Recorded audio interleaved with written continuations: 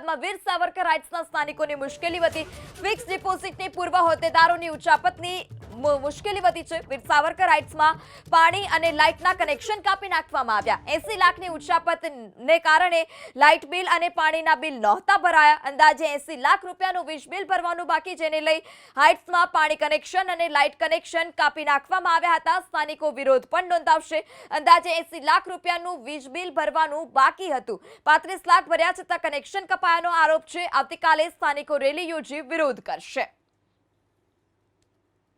આમાં સાહેબ કોરોના વખતથી બધા મધ્યમ પરિવારના લોકોના મેન્ટેનન્સ ચડતા રહ્યા।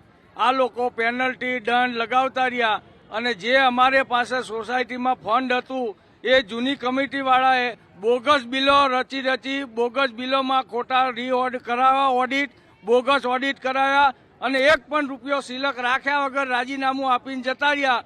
અને હવે અમારે લાઇટ બિલ ભરવું છે, અમારા પાસે પૈસા નથી, કોઈ વહીવટદાર સારા નથી અને બધાય ચોરોએ, 4 ચોરોએ ગઈ કમિટીના પૈસા 6.5 કરોડ રૂપિયા ખોટા બિલો મૂકીને 0 બેલેન્સ કરી નાખ્યું। આજે અમારી પાસે લાઇટ બિલ ભરવાના 80 લાખ રૂપિયામાંથી અમે કટકે કરીને 35 લાખ રૂપિયા ભર્યા। હવે અમે 30-37 લાખ રૂપિયા જેવું બાકી છે। અમે જીબીને ઘણી રિક્વેસ્ટ કરી પણ એ અમારી પાસેથી 4 દિવસથી લાઇટ કાપી ગયા છે। અમે પાણી વગરના છીએ, લિફ્ટોના ધાંધ્યા છે, લિફ્ટોવાળાએ પૈસા ખાઈ ગયા છે, બોગસ કોન્ટ્રાક્ટરો।